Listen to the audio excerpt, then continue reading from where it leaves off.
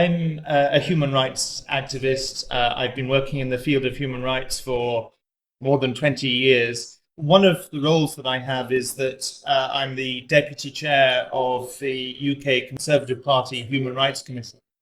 And a few years ago, as I started to read more about Russia, about the human rights situation in the country, I became more and more concerned about the human rights situation, and so I proposed to the Conservative Party Human Rights Commission that we should hold an inquiry on Russia. And so in 2018, we held an inquiry. The inquiry involved several hearings in Parliament where people gave evidence to us orally, and we also invited people to give written submissions to us. And we heard, for example, from Marina Litvinenko, the widow of the man who was poisoned some years ago in London. We heard from Vladimir Kara-Murza, Gary Kasparov, Mikhail Khodorkovsky, and a number of other quite prominent Russian dissidents, as well as from human rights organizations and from people like Bill Browder and others. And so, as a result of the inquiry, both the oral evidence and the written evidence, we then produced the report.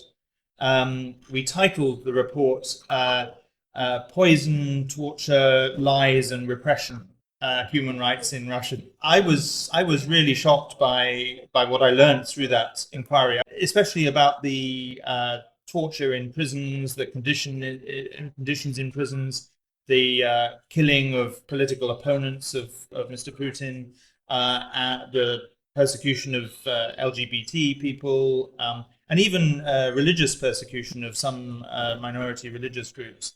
And of course, the dismantling of any kind of free, independent media.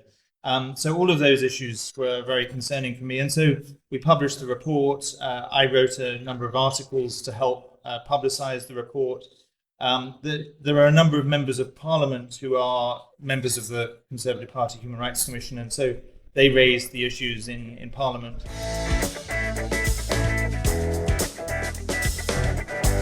My impression from what I hear is that it has only worsened. I mean, the treatment of Navalny, of course, the recent incident of in Belarus of the hijacking of the Ryanair flight in order to arrest the Belarusian activist. I'm sure that wouldn't have happened without Russia's approval or involvement.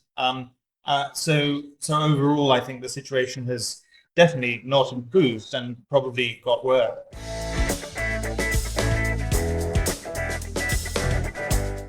I think the Russian impact is very serious, and it's something that we should take very seriously.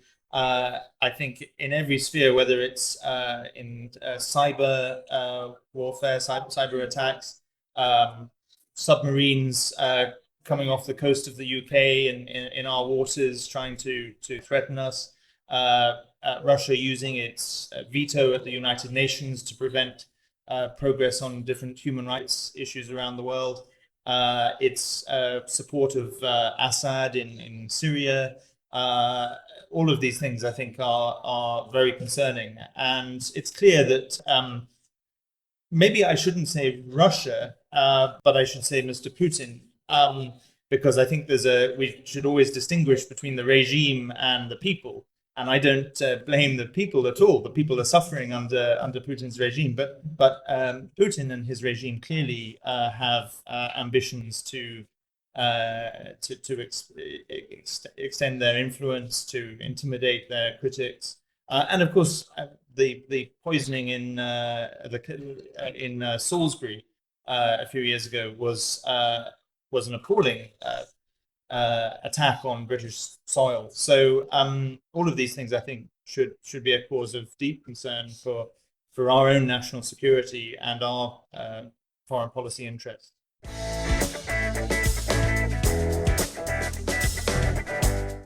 I think most, of course, I can't speak for all British people, but I think most British people, and certainly myself, regard Mr. Putin as former KGB agent, now a dictator. Okay, he's technically an elected dictator, but he's still a dictator, and not elected by really fair means. And I think he behaves more like a sort of mafia boss, a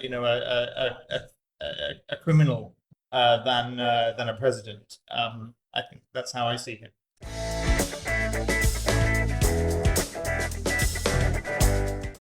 Yes, I mean, I think there are two things that are very concerning. The first is in terms of Russia's own elections.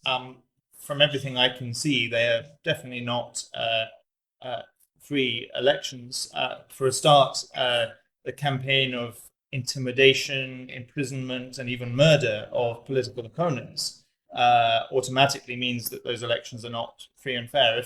If Mr. Putin allowed his political rivals to contest the elections freely and without fear, without being poisoned or murdered in the streets of Moscow or other cities, then you could say it's a democratic election. But if you eliminate your opponents by murder or by imprisoning them, that's not a democratic election. And then there's Russia's interference in other elections, and I think that's very concerning.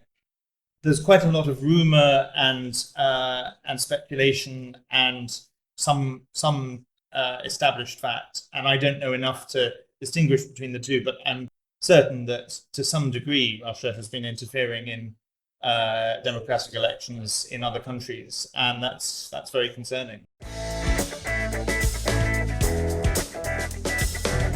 There was a period when Russia started to open up, where we were not, where the Cold War ended, and there was a chance of a better relationship. But I think in the last 10 years or more, as Putin's regime has continued to suffocate Russia's democracy and human rights, and to threaten others around the world, the prospect of a friendship between, at a governmental level. I think we can always have a friendship between people to people, but in terms of the British government and the Russian regime, I think for as long as Mr. Putin is in charge, we have to see Russia as a threat and a challenge, and certainly not a friend. Does that mean it's a Cold War? I'm not sure, but certainly it's a value war. And I prefer to use the phrase values war than Cold War. But in a sense, they're the same thing. We're in a war for our values of freedom, democracy, and human rights, both for the people of Russia and indeed our own freedom that we need to defend.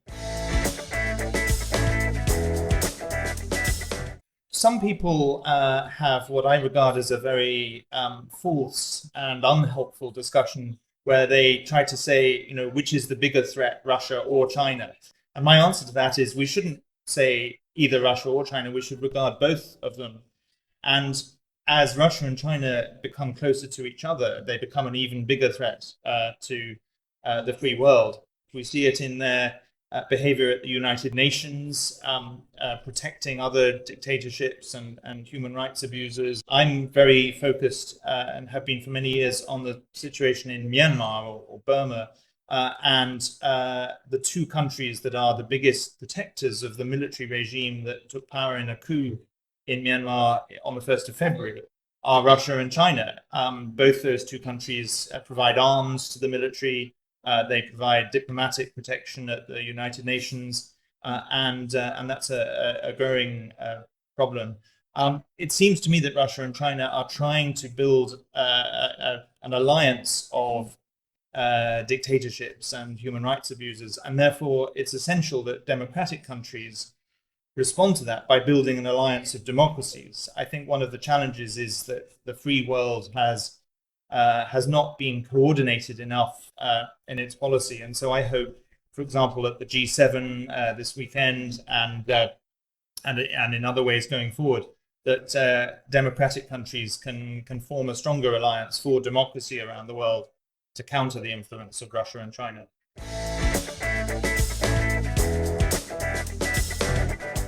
Well, I think definitely there's a lot more that could be done. First-hand stories are always incredibly important and powerful in convincing parliamentarians and governments of the situation. So, if there are people in the Russian community here in the UK who have first-hand experiences of the human rights crackdown in Russia, I think, of course, I understand there are security concerns, and some people may not want to tell their stories publicly. But for those who are willing to tell their stories publicly, that can be very powerful. And then I think starting to build allies in human rights organizations and among members of parliament would be very important. And just don't give up. Just keep persisting. Keep updating members of parliament with new information and with recommendations for what the UK can do in response. Thank you so much.